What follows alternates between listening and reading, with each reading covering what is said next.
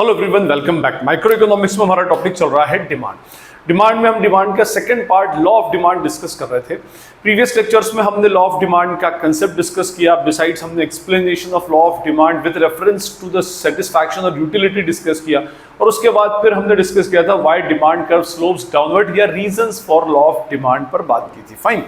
इस लेक्चर में अब हम बात करेंगे about the important exceptions of the law of demand, वो केसेस या वो सारे पॉइंट्स जो लॉ ऑफ डिमांड का एक्सेप्शन एक्चुअली होते हैं। Exceptions to the law of demand पर डिस्कस करने से पहले थोड़ा सा हम एक बार लॉ ऑफ डिमांड का कंसेप्ट नटशेल में समझ लें, ताकि हमारा इसका एक बैकग्राउंड प्रिपेयर हो सके और एक्सेप्शंस हमें इजीली और क्लियरली समझ में आए। Fine. Law of demand actually क्या बोलता है? That there is an inverse relationship between price of the commodity and its quantity demanded. क्या मीनिंग हुआ इसका? कि अगर प्राइस इनवर्स रिलेशनशिप हुई means negative relationship, price increase हो जाएगी तो क्वांटिटी डिमांडेड डिक्रीज, और प्राइस डिक्रीज तो क्वांटिटी डिमांडेड इंक्रीज। ये हमारा एक जनरल लॉ ऑफ डिमांड है which shows what inverse or negative relationship between price and its quantity demanded। ठीक है, ये जनरल हमारा हो गया। अब exceptions to the law of demand actually क्या है? तो भाई exceptions to the law of demand का मीनिंग होता है वो सारे पॉइंट्स या वो सारे केसेस जो लॉ ऑफ डिमांड को वायलेशन करते हैं। लॉ ऑफ डिमांड का वायलेशन करने का मीनिंग ये होगा कि अब वो इनवर्स रिलेशनशिप ना बताते हुए कौन सी रिलेशनशिप बताएगा? इट शोज द पॉजिटिव और डायरेक्ट रिलेशनशिप। क्या मीनिंग हुआ इसका? कि अब अगर प्राइस इंक्रीज होगी तो क्वांटिटी डिमांडेड भी डिक्रीज हो जाएगी, और अगर प्राइस डिक्रीज होगी तो क्वांटिटी डिमांडेड भी डिक्रीज हो जाएगी। मींस कहने का मीनिंग ये होता है कि अब यहां पर डायरेक्ट इनवर्स रिलेशनशिप ना होते हुए डायरेक्ट रिलेशनशिप एक्चुअली होगी। हमारा जो लॉ ऑफ डिमांड है, जो जनरल इसका एप्लीकेबिलिटी है, ये उसके अगेंस्ट एक्चुअली चला जाएगा। तो इससे कौन कौन से पॉइंट्स हैं, उन पॉइंट्स के बारे में हम वन बाय वन डिस्कस करते जाएंगे। सबसे फर्स्ट पॉइंट और सबसे इंपॉर्टेंट पॉइंट है गिवन गुड्स। ये अपने आप में इकोनॉमिक्स का एक बहुत ही इंपॉर्टेंट कंसेप्ट है गिवन गुड्स का, जो लॉ ऑफ डिमांड का एक बहुत ही इंपॉर्टेंट एक्सेप्शन है। ठीक है, गिवन गुड्स का जो कंसेप्ट है ये दिया था सर रॉबर्ट गिफन ने। ठीक है, एक स्कॉटिश इकोनॉमिस्ट थे रॉबर्ट गिफन, उन्होंने गिफन गुड्स का कंसेप्ट एक्चुअली दिया था। अब ये गिफन गुड्स क्या? देखिए, गिफन गुड्स को इन डिटेल में नेक्स्ट लेक्चर के अंदर आपको एक्सप्लेन करूंगा कि पूरा गिफन गुड्स का कंसेप्ट क्या होता है with budget line and indifference curve. But अभी फिर भी मैं आपको, क्योंकि हम एक्सेप्शंस पढ़ रहे हैं, तो मैं आपको इसका फटाफट से एक ओवरव्यू दे देता हूं। देखिए, गिफन गुड्स जो होते हैं इनके साथ कुछ थोड़े बहुत बेसिक फीचर्स होते हैं। सबसे पहली बात तो ये हाईली इंफीरियर गुड्स होते हैं। हाईली इंफीरियर गुड्स होंगे मींस, देखिए इंफीरियर गुड्स हम ऑलरेडी पढ़ चुके हैं डिटरमिनेंट्स ऑफ डिमांड के अंदर, है ना। इंफीरियर गुड्स का मतलब होता है जो लो इनकम ग्रुप के लोग अर्न करते हैं। जैसे अगर मैं कहूं कि ये आपके पूरे इंफीरियर गुड्स हैं, तो गिवन गुड्स यहां पर कहीं होंगे। इसका मीनिंग ये होगा कि गिवन गुड्स जो होते हैं ये हाईली इंफीरियर गुड्स होते हैं, and all given goods are inferior goods, but all inferior goods are not necessarily given goods. कुछ इंफीरियर गुड्स ऐसे भी होते हैं जो गिवन नहीं होते। इट मींस गिवन गुड्स वो गुड्स हैं जो हाईली इंफीरियर गुड्स हैं। अब नेचुरली जब हाईली इंफीरियर गुड्स हैं तो इस हाईली इंफीरियर गुड्स को कौन कंज्यूम करेगा? जो बहुत ही लो वेज अर्नर्स होते हैं। ठीक है, और ये अपनी इनकम का एक मेजर पार्ट जो है वो गिवन गुड्स के ऊपर स्पेंड करते हैं, गिवन गुड्स को कंज्यूम करने में स्पेंड करते हैं।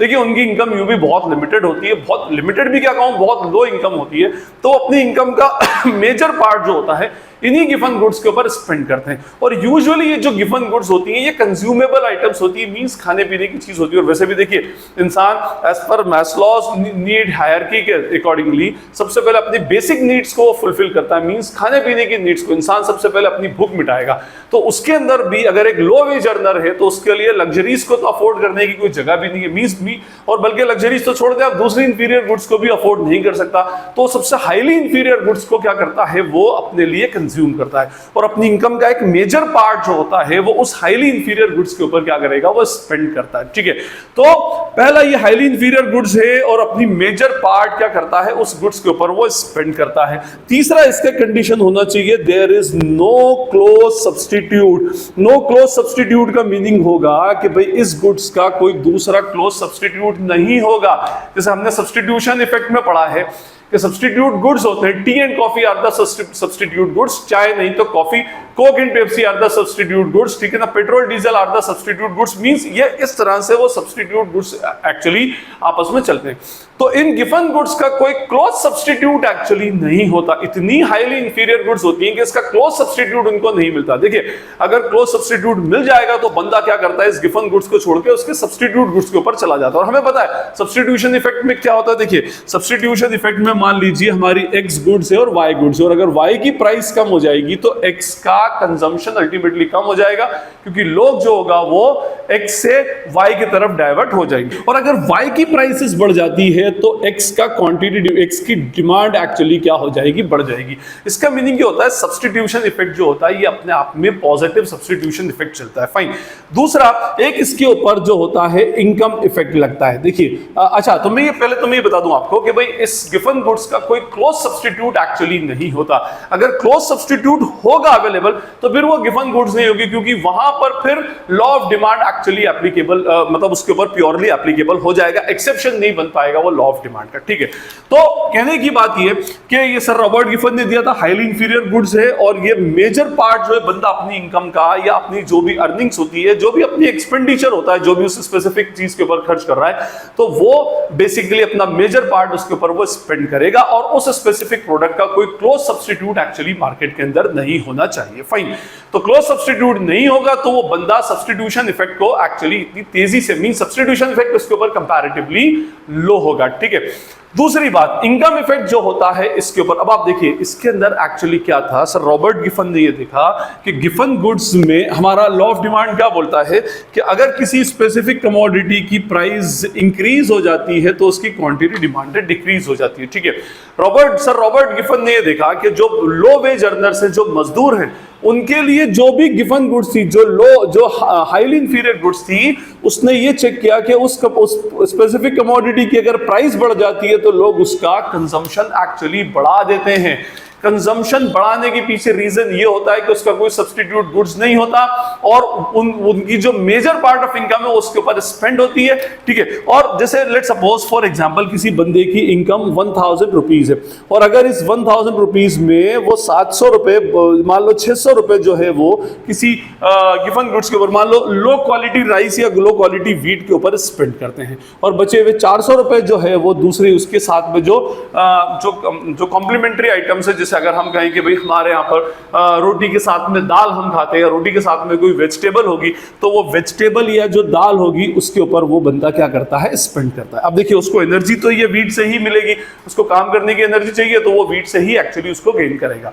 अब अगर मान ले वीट की प्राइस 10 रुपया और पूरे मंथ में उसका 60 किलोग्राम या 20 रुपया प्राइस और 30 किलोग्राम उसको क्या होता है, पूरे मंथ के अंदर वीट की रिक्वायरमेंट होती है, ठीक है। वो वीट कंज्यूम करते हैं, उसकी वो और उसकी फैमिली, और वेजिटेबल्स 400 रुपए की खर्चा खरीदते हैं उसमें।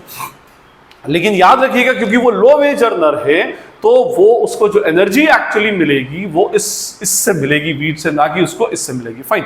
अब होता क्या है कि जैसे ही बाय चांस इसकी प्राइस बढ़ गई 22 या 23 रुपीस, तो अब क्या होगा कि भाई 30 किलोग्राम अगर 22 रुपीस से वो परचेस करेगा तो यहां पर उसका खर्चा कितना हो जाएगा, 660 रुपीस स्पेंड हो जाएगा। और अगर वो 30 किलोग्राम, लॉ ऑफ डिमांड ये बोलता है कि इस कंडीशन में अगर प्राइस बढ़ गई तो उस कंडीशन में उसकी क्वांटिटी डिमांडेड कम हो जाना चाहिए। लेकिन प्रॉब्लम ये है कि बंदे की यहां पर रियल इनकम जो है वो रियल इनकम कम हो रही है बाय 60 रुपीज। तो वो क्या करता है, इसका कंजम्पशन कम नहीं करता, बल्कि वो इसका कंजम्पशन कम करके इसका कंजम्पशन बढ़ा देगा। वो इसलिए कम करेगा क्योंकि वो उसके लिए बेसिक नेसेसिटी के आइटम है। आप साइकोलॉजी समझें, वो बंदा वहीं से सारी की सारी अपनी एनर्जी क्या करता है, अल्टीमेटली डिराइव करता है। तो इसके ऊपर जो है नेगेटिव इनकम इफेक्ट है वो ज्यादा स्ट्रॉन्गर एप्लीकेबल होता है as compare to the positive substitution effect, ठीक है। सब्स्टिट्यूशन इफेक्ट इतना पॉजिटिव नहीं होता और नेगेटिव इनकम इफेक्ट कंपैरेटिवली ज्यादा नेगेटिव होता है। और इन डिटेल इसका अगर आपको समझना है तो नेक्स्ट लेक्चर के अंदर में पूरा जो एक लेक्चर है वो गिफन गुड्स का ही है, उसके ऊपर आप पूरा इसके अंदर समझ सकते हैं कि भाई किस तरह से ये एक्चुअली गिफन पैराडॉक्स किस तरह से एक्चुअली काम करता है, ठीक, फाइन। तो सबसे पहला तो हो गया हमारा गिफन गुड्स। गिफन गुड्स कौन से हो गए, हाईली इंफीरियर गुड्स हो गए, और हाईली इंफीरियर गुड्स के अंदर क्या होता है कि negative income effect is much stronger than the positive substitution effect. और आपकी जो ये किसके लिए होता है, हाईली इंफीरियर गुड्स होती है, लो वेज अर्नर्स इसको कंज्यूम करते हैं और अपनी इनकम का एक मेजर पार्ट उसके ऊपर स्पेंड करते हैं। उस स्पेसिफिक कमोडिटी का कोई क्लोज सब्स्टिट्यूट एक्चुअली नहीं होता। तो यहां पर रूल कौन सा एप्लीकेबल होता है, there is a positive relationship between price of the गिवन goods and their quantity demanded. ठीक है, फाइन। तो ये हमारा सबसे पहले तो गिवन गुड्स हो गया। ठीक है, सेकंड हमारे गुड्स इसके अंदर होते हैं लग्जरी गुड्स। लग्जरी गुड्स को हम बोलते हैं वेबलन गुड्स। ठीक है, थॉर्स्टिन वेबलन ने इसका कंसेप्ट एक्चुअली दिया था। जैसे गिवन गुड्स हैं वैसे ही वेबलन गुड्स है। Given goods highly inferior goods हैं और ये लग्जरी गुड्स हैं सबसे सुपीरियर। और ये लग्जरी गुड्स होने की वजह से इसके ऊपर भी लॉ ऑफ डिमांड एप्लीकेबल नहीं होता। मींस यहां पर प्राइस बढ़ने से इन कमोडिटी की डिमांड एक्चुअली कम नहीं होती। ये वो प्रोडक्ट है जिनकी प्राइस हाई होगी तो ही मार्केट में एक्चुअली इनकी डिमांड क्रिएट होती है। देखिए, अगर आप देखेंगे बहुत सारे ऐसे हाई एंड ब्रांड्स हैं जो बहुत रिच क्लास लोग ही एक्चुअली उसको प्रेफर करते हैं। ठीक है, और वो इसीलिए उसको परचेस करते हैं क्योंकि उनकी प्राइसेस बहुत ज्यादा है। ये भी साइकोलॉजी का खेल है। और क्योंकि प्राइसेस ज्यादा हैं तो वो उसको परचेस करके अपना स्टेटस जो है वो मार्केट के अंदर लोगों को दिखाते हैं। तो वो प्रोडक्ट स्टेटस का तभी बना रहेगा जब बेसिकली उसके अंदर जब उसकी प्राइसेस बहुत हाई होंगी। जैसे अगर आप कार्स के अंदर देखें तो ऑडी हुआ, मर्सिडीज हुआ, उसके बाद बेंटले हुआ, रोल्स रॉयस हुआ, तो ये सारी की सारी कार जो है ये हाई एंड कार्स होती हैं और इनकी डिमांड इसीलिए है ताकि क्योंकि इनकी प्राइसेस बहुत हाई है और ये वही बंदा खरीदता है जिसको अपना स्टेटस लोगों को एक्चुअली शो करना। अगर इनकी प्राइसेस बाय चांस कम हो जाएंगी तो बंदा क्या करेगा, उसको खरीदने वो लोग जो है वो खरीदना अल्टीमेटली क्या कर देंगे, कम कर देंगे। ठीक है, और ये थॉर्स्टिन वेबलन ने ये गुड्स का जो इन्वेंशन की मतलब उसको सर्च किया, मतलब उसका कंसेप्ट दिया था, तो इसलिए इसका नाम वेबलन गुड्स भी पड़ गया। ठीक है, तो ये गुड्स ऑफ स्टेटस, हम उसको ये बोल सकते हैं गुड्स ऑफ स्टेटस, है ना। ऑस्टेंटेशन गुड्स भी बोला जाता है और हम इसको लग्जरी गुड्स भी बोल सकते हैं या हम उसको वेबलन गुड्स भी अल्टीमेटली बोल सकते हैं। थर्ड पॉइंट है हमारा expectation of rise of price in future. Expectation of rise of price in future, इसका मीनिंग ये होगा कि देखिए अभी अगर बाय चांस हमें किसी चीज के बारे में मालूम पड़ जाए कि आज से 8 या 10-12 दिन बाद इसकी प्राइसेस इंक्रीज होने वाली है, ठीक है, तो आज हम हाई प्राइस के ऊपर भी क्या होगा, उस स्पेसिफिक प्रोडक्ट को परचेस कर लेंगे। ठीक है, देखिए अगर बाय चांस हमें ये मालूम पड़े कि अगर किसी प्रोडक्ट की प्राइस अभी 10 रुपया चल रही है और कल तक 10 रुपया प्राइस थी और आपने मान लें कि उसमें 100 यूनिट परचेस कर लिया आपने, ठीक है, और आप नेक्स्ट डे गए तो शॉपकीपर ने आपको 12 रुपए प्राइस बताई, तो देखिए लॉ ऑफ डिमांड क्या बोलता है कि प्राइस इंक्रीज हो गई तो आपकी क्वांटिटी डिमांडेड आपकी डिक्रीज हो जाना चाहिए। आपने शॉपकीपर से पूछा भाई प्राइसेस बढ़ने के पीछे रीजन, तो उसने बोला कि सर कुछ स्पेसिफिक मार्केट का रीजन है और अभी तो ये 12 में मिल रही है, आप नेक्स्ट टाइम आएंगे तो ये 15 से 20 रुपए के तक इसकी प्राइसेस जाने का डर है। ठीक, मींस अब उसने भी एक्सपेक्टेशन आपको बता दिया कि इसकी प्राइसेस इंक्रीज होने के चांसेस हैं। ठीक है, तो आप क्या करेंगे, यहां पर जो 100 यूनिट परचेस कर रहे थे इससे ज्यादा यूनिट आप यहां पर परचेस करेंगे। क्यों? क्योंकि आपकी साइकोलॉजी ये बोलती है, आपकी मेंटालिटी ये बोलती है कि भाई 12 भी अभी सस्ता है देखा जाए तो, कल को अगर ये 20 रुपए हो गई तो और ज्यादा इसकी प्राइसेस क्या होगी, और ज्यादा मेरे को महंगा पड़ने लगेगा। तो आप क्या करेंगे कि बढ़ी हुई प्राइस के ऊपर भी आप ज्यादा कमोडिटी परचेस कर लेंगे। लेकिन ये usually for a time being होता है, बट स्टिल अगर आपको ये मालूम पड़ गया कि कल अगर इसकी प्राइसेस बढ़ने वाली हैं तो आप आज ज्यादा खरीदते हैं। यूजुअली देखिए आप इसको फाइनेंशियल मार्केट में, शेयर मार्केट में होता है कि जब कोई बुलिश रन आता है, मींस अगर शेयर की प्राइसेस बढ़ना स्टार्ट होती है तो लोग और ज्यादा परचेस करते हैं। बेरिश रन आता है, मींस जब शेयर की प्राइसेस गिरना स्टार्ट हो जाती हैं तो लोगों को उस टाइम बेचना नहीं चाहिए, लेकिन लोग उसके बाद उस टाइम बेचना स्टार्ट करते हैं क्योंकि उनको डर होता है कि भाई अभी बेच दो अदरवाइज ये और प्राइस गिर जाएगी। इसी तरह से कि मान लें कोई अगर एक शेयर बाई चांस मान लें 150 रुपए का है और उसमें बुलिश रन चल रहा है, मार्केट में बहुत तेजी है और ये पहुंच गया 165 रुपीज का, और किसी ने आपको, जो भी फाइनेंशियल मार्केट का पंडित है, उसने ये कहा कि भाई ये प्राइसेस बढ़कर के 200 रुपए जाएंगी।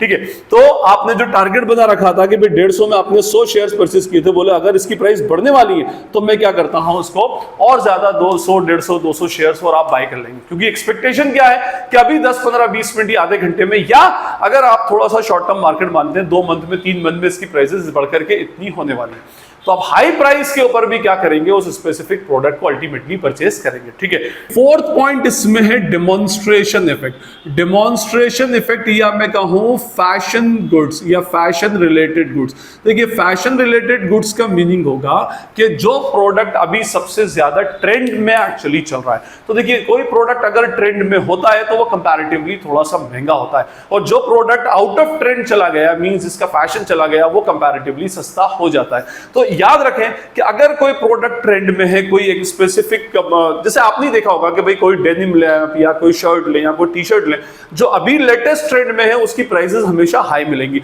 और बाय चांस मान लीजिए कोई एक ऐसा प्रोडक्ट अवेलेबल है जो आउट ऑफ फैशन हो चुका है, जो फैशन के बाहर जा चुका है, तो उसकी प्राइसेस कंपैरेटिवली सस्ती मिलती है। तो अगर कोई ऐसा प्रोडक्ट है जो फैशन रिलेटेड गुड्स है, जिसका डेमोन्स्ट्रेशन इफेक्ट है और जो अभी बहुत ज्यादा हॉट है, सर्कुलेशन में है, तो अल्टीमेटली उसकी प्राइसेस ज्यादा होंगी, और ज्यादा प्राइसेस के बाद भी लोग उसको अल्टीमेटली ज्यादा परचेस करेंगे। ये बात आप अच्छे से उसके अंदर ध्यान रखें। ठीक, नेक्स्ट पॉइंट इसके अंदर होता है, फिफ्थ पॉइंट होगा फियर ऑफ शॉर्टेज। देखिए फियर ऑफ शॉर्टेज का मीनिंग होगा कि अगर आपको लगता है कि इस प्रोडक्ट की इन फ्यूचर आने वाले दिनों में शॉर्टेज हो जाएगी, तो बंदा क्या करता है, अभी जब वो प्रोडक्ट अवेलेबल है मार्केट के अंदर, उसको हाई प्राइस में भी ज्यादा प्रोडक्ट परचेस करता है। ठीक है, जैसे मान लें कि यही सेम टू सेम एग्जांपल लेता हूं कि भाई 10 रुपए में बंदा 100 यूनिट खरीदता था, अब गया किसी ने कहा कि भाई 12 रुपए, तो वैसे देखा जाए तो उसकी डिमांड कम हो जाना चाहिए। आपने शॉपकीपर से पूछा कि भाई क्यों, तो बोले सर ये तो अभी 12 में मिल भी रहा है, 10 दिन बाद आएंगे तो ये 15 में भी अवेलेबल नहीं होगा, इसकी शॉर्टेज होने वाली है, इसका रॉ मटेरियल नहीं आ रहा, प्रोडक्शन ठप है, या जो भी आप अल्टीमेटली उसको बोल सकते हैं, जो भी रीजन है, बोला इसकी शॉर्टेज हो जाएगी, ये फिर मिलेगा ही नहीं आपको।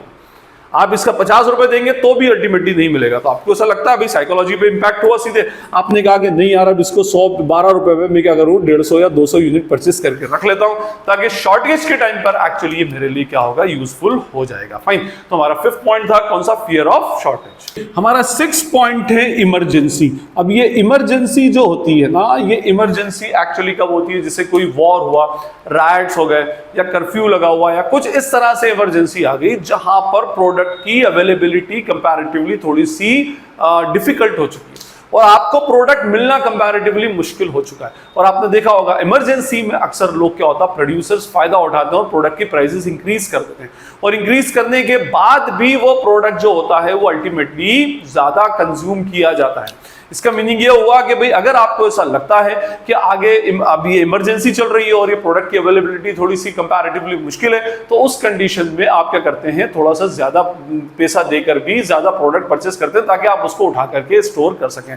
और ये लाइव एग्जांपल हम आज से 2-3 साल पहले 2021 के अंदर लॉकडाउन के टाइम पर हम देख चुके हैं कि भाई इमरजेंसी आ गई थी, तो वहां पर बहुत सारे लोगों ने ऐसी चीजें परचेस की जो प्रोडक्ट उसको सस्ता मिल सकता था, वो महंगा परचेस किया, और कंपैरेटिवली हमने ज्यादा परचेस किया। ठीक है, तो हमारा ये इमरजेंसी भी अल्टीमेटली हमारा एक पॉइंट है। अच्छा, इसके बाद एक और पॉइंट होता है यहाँ पर, एक seventh point, that is what, necessity of life. Necessity of life का मीनिंग होता है जो आपकी जिंदगी के लिए इंपॉर्टेंट हो, और हो सकता है अगर ये प्रोडक्ट आपको ना मिले तो आपकी जान जा सकती है, मींस आपकी लाइफ के ऊपर ही अल्टीमेटली बन के आ गई। देखिए इसका सबसे अच्छा एग्जांपल दूं कि सेकेंड लॉकडाउन में एक रेमडेसिवियर नाम का एक इंजेक्शन आता था, और उसकी एमआरपी हार्डली 600-700 रुपीज होती है। फाइन, और आपने देखा होगा कि सेकेंड लॉकडाउन के टाइम पर जब, और ये बहुत सारे लोगों ने उसको कोविड का जो क्योर था उस तरह से उसको कंपैरेटिवली कंसिडर किया था। ठीक, तो उस इंजेक्शन की सर्च स्टार्ट हो गई, डिमांड बहुत बढ़ गई, डिमांड बढ़ने की वजह से उसकी सप्लाई मार्केट से वो इंजेक्शन गायब हो गया, या लोगों ने गायब कर दिया, जो भी कैपिटलिस्ट होंगे उन्होंने। अब उसके बाद अब मान लीजिए अगर कोई पेशेंट बहुत ज्यादा सीरियस है, तो अब वो पेशेंट के सामने अगर आप ये ऑफर रखते हैं कि भाई ये 600 रुपए का इंजेक्शन है, लेकिन मैं आपको 10,000 में, 20,000 में, 15,000 में दूंगा, तो लोग, वो बंदा किसी भी हालत में कुछ भी करके वो उसको परचेस करेगा, और लोगों ने किए थे। ठीक है, फाइन। तो कहने का मीनिंग ये है कि अगर आपकी नेसेसिटी ऑफ लाइफ है, आपके लिए वो चीज बहुत ज्यादा जरूरी है, कोई ऐसी दवाई है, कोई मेडिसिन है जिसके बिना इंसान जी नहीं सकता, अब वो मेडिसिन अगर महंगी हो भी जाएगी तो आपको उस स्पेसिफिक मेडिसिन को परचेस करना पड़ेगा, और बल्कि आप क्या करेंगे, उसको ज्यादा परचेस करेंगे। अब देखिए, अब वो कोविड जा चुका है, आज उसकी कोई रिक्वायरमेंट नहीं है। अगर आज कोई 600 रुपए का इंजेक्शन आपको 1000 या 1200 में या 650-700 में भी देगा, तो आप उसको परचेस नहीं करेंगे, क्योंकि आज आपको उसकी एक्चुअली रिक्वायरमेंट अल्टीमेटली नहीं है। तो नेसेसिटी ऑफ लाइफ मींस वो सारे प्रोडक्ट्स जो आपकी जिंदगी जीने के लिए इंपॉर्टेंट है और आपको जिंदा रहने के लिए आपके लिए इंपॉर्टेंट है, तो उसके ऊपर भी law of demand actually applicable नहीं है। और इसमें एक लास्ट पॉइंट है हमारा, इधर लिख देता हूं मैं, चेंज इन वेदर। ठीक है, अब ये चेंज इन वेदर का तो बहुत ही अच्छे से आप इसको समझते होंगे। चेंज इन वेदर मींस देखें, अगर by the way by chance monsoon है, अब मॉनसून में हमारे यहाँ के लोगों की साइकोलॉजी है कि जितनी देर तक बारिश गिरेगी उतनी देर तक जो अम्ब्रेलाज और रेनकोट की एक्चुअली डिमांड रहती है, और जैसे ही बारिश 2-1 दिन के लिए रुकी और धूप निकलना स्टार्ट हो गई तो उसकी डिमांड ऑटोमेटिकली कम हो जाती है। अब या फिर मैं कहूं कि भाई वेदर जैसे जैसे खत्म होता है तो उसके बाद स्पेसिफिक कमोडिटी की डिमांड टूटना स्टार्ट हो जाती है। पहले फिर वो क्या करते हैं, शॉपकीपर उसको बेचने के लिए डिस्काउंट ऑफर देते हैं आपको। डिस्काउंट ऑफर के बाद भी उसको कोई नहीं खरीदता, लेकिन जब पीक पर सीजन होता है तो उस पीक पर सीजन होने की वजह से उसके बावजूद, उसमें प्राइस ज्यादा होने के बावजूद भी आप क्या करते हैं, उसको अल्टीमेटली परचेस करते हैं। जैसे हमारे यहाँ पर दिवाली के टाइम पर डिस्काउंट ऑफर्स बहुत कम आते हैं, क्योंकि हमें पता है कि ये इंडिया का सबसे बड़ा सीजन है और इस टाइम शॉपिंग होगी, बंदा क्या करेगा, स्पेंड करेगा, तो वहां पर ज्यादा महंगी चीजें भी बंदा परचेस करता है क्योंकि उसको फेस्टिवल सेलिब्रेट करना है। और उसके बाद जैसे ही दिवाली जाती है तो उसके बाद में फिर क्या होता है, हमारे यहाँ पर डिस्काउंट ऑफर स्टार्ट हो जाते हैं, क्योंकि उस टाइम का जो स्टॉक बचा हुआ था वो स्टॉक अब क्या करता है, बिजनेसमैन को या सप्लायर को क्लियर करना है, और इस वजह से वो क्या करता है, उसके ऊपर हेवी डिस्काउंट ऑफर करता है। लेकिन दिवाली से पहले नहीं करता, क्योंकि उस टाइम क्या है, वो एक, भाई देखिए, वो भी अपने आप में एक मैनमेड सीजन है, ठीक है, हमने उसको क्रिएट किया। और एक तो जो हमारे नेचुरल सीजन होते हैं कि भाई विंटर्स में वूलन्स की प्राइसेस ज्यादा होती है, लेकिन हम वूलन्स को ज्यादा परचेस करते हैं। समर्स में एसी की प्राइसेस बढ़ जाती है, फिर भी हम क्या करते हैं, एयर कंडीशन को परचेस करते हैं। तो कहने का अल्टीमेटली मीनिंग ये होता है कि चेंज इन वेदर भी अपने आप में एक बड़ा इंपॉर्टेंट फैक्टर है, जो exception to the law of demand means इसके ऊपर लॉ ऑफ डिमांड एप्लीकेबल नहीं होता और डायरेक्ट रिलेशनशिप ये प्राइस के साथ में शो करता है। तो फर्स्ट पॉइंट तो हमारा गिफन गुड्स, सेकंड लग्जरी और वेबलन गुड्स, ठीक है, थर्ड हमारा था expectation of price in future, fourth demonstration effect, fifth fear of shortage, sixth emergency, seventh necessity of life and eighth is change in weather. तो ये हमारे कुछ exceptional cases of law of demand थे। I hope आपको ये exceptional cases clear होंगे। Next lecture में मैं आपको गिवन गुड्स को इन डिटेल एक्सप्लेन करूंगा with the help of budget line and in difference curve. I hope इस लेक्चर के अंदर आपको कोई क्वेरी या डाउट नहीं होगा। फिर भी अगर कोई क्वेरी या डाउट लगे तो you can ask in the comment section. जितनी जल्दी होगा कमेंट पढ़कर मैं आपको रिप्लाई करने की ट्राई करूंगा। और ये वीडियो अगर यूजफुल लगता है तो इसे अपने फ्रेंड्स के साथ में शेयर करें, वीडियो को लाइक करें और चैनल को सब्सक्राइब जरूर करें। This is Najeeb Hashmi signing off from Najeeb Hashmi's academy.